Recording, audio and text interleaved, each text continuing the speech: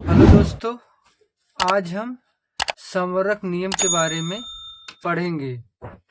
तो चलिए देखते हैं संवरक नियम क्या होता है। संवरक नियम, जिसको इंग्लिश में क्लोजर रूल कहते हैं। Closure rule.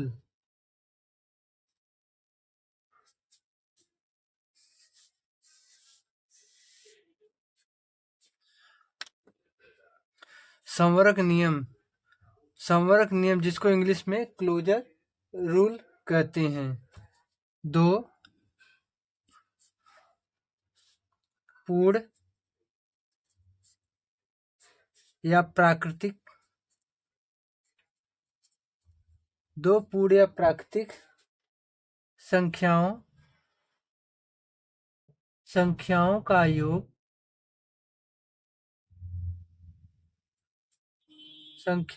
योग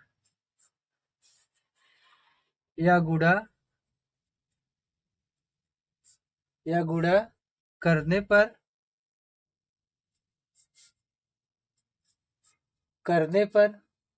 एक पूर्ण या प्राकृतिक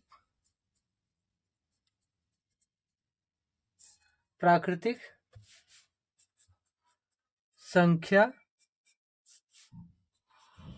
प्राप्त होगी।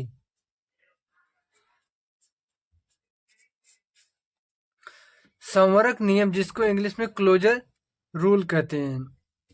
दो पूर्ण या फिर प्राकृतिक संख्याओं का योग या गुणा करने पर एक पूर्ण या प्राकृतिक संख्या प्राप्त होगी। चलिए अब देखते हैं योग संक्रिया का संवरक प्रगुण।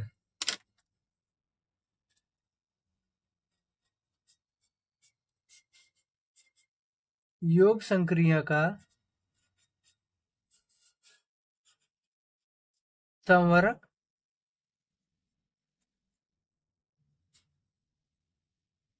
प्रगुण।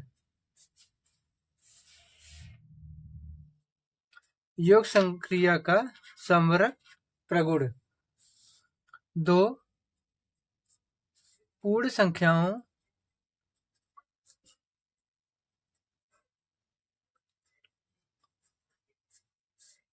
संख्याओं का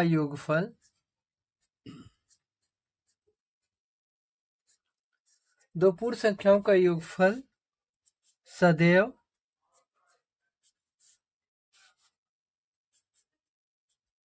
पूर्ण संख्या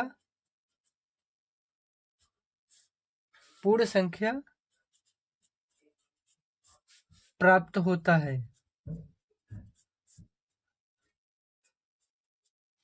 योग संक्रिया का संवरक प्रगुण में क्या है? दो पूर्ण संख्याओं का योगफल सदैव पूर्ण संख्या प्राप्त होता है। जैसे एग्जाम्पल में देखिए,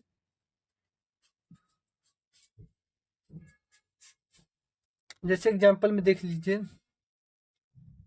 5 + 7 = 12।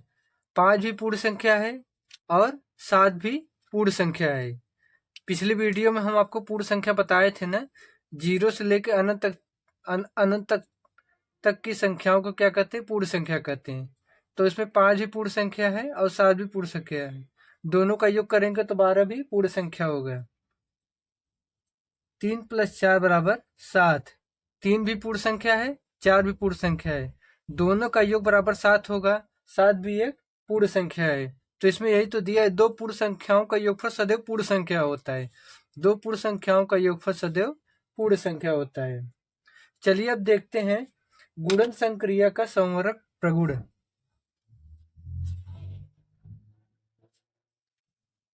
गुणन संक्रिया का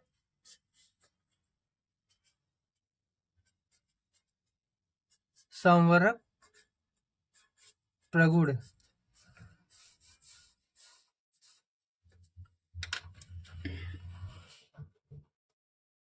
दो पूर्ण संख्याओं दो पूर्ण संख्याओं का गुणनफल दो पूर्ण संख्याओं का गुणनफल सदैव पूर्ण संख्या प्राप्त होता है। पूर्ण संख्या प्राप्त होता है।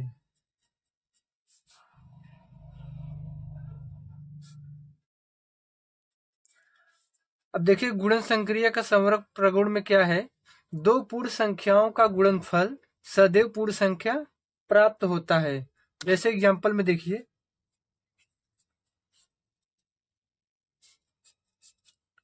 एग्जाम्पल में देखिए 5 भी पूर्ण संख्या है, 3 भी पूर्ण संख्या है।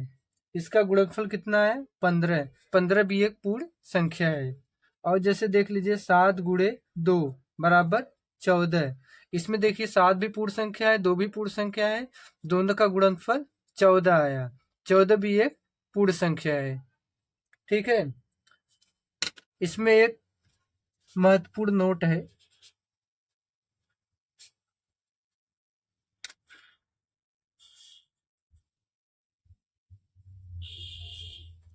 संवरक नियम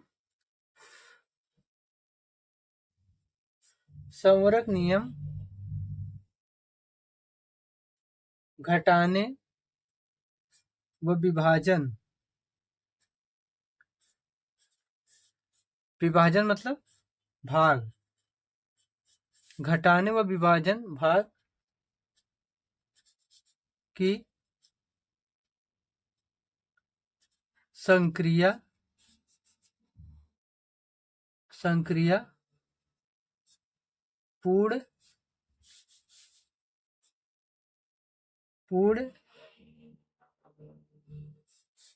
संख्याओं के लिए नहीं है। पूर्ण संख्याओं के लिए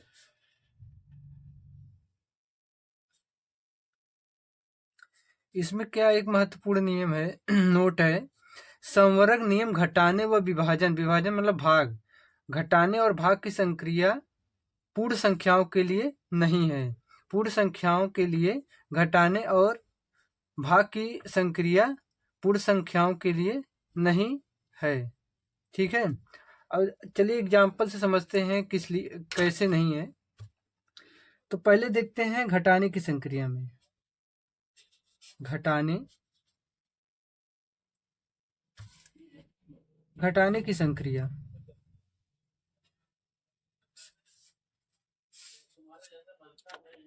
संक्रिया में देख लिए, मान लीजिए 8 भी एक पूर्ण संख्या है, इसमें 5 घटाते हैं, 5 पूर्ण संख्या है ना, तो बराबर कितना आएगा? 3। ये पूर्ण संख्या है, तो 3 तो पूर्ण संख्या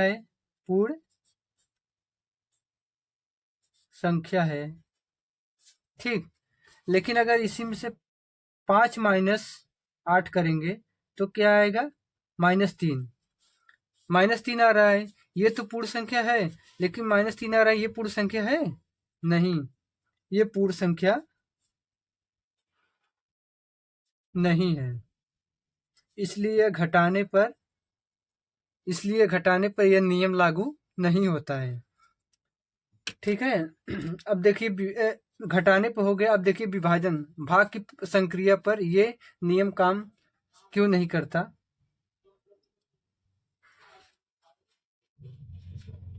भाग की संक्रिया पर देख लीजिए। ठीक, भाग की संक्रिया अब देख लीजिए। जैसे देख लीजिए 24 में 6 का भाग करेंगे तो कितना आएगा? 4 आएगा ना। 6 चौं 24, 4 आएगा। तो 4 क्या है? पूर्ण संख्या है ना, पूर्ण संख्या है ना। और लेकिन इसमें अभी इसी में 17 में 4 से भाग करेंगे तो कितना आएगा? दशमलव में आएगा। 4 चौक 16 दशमलव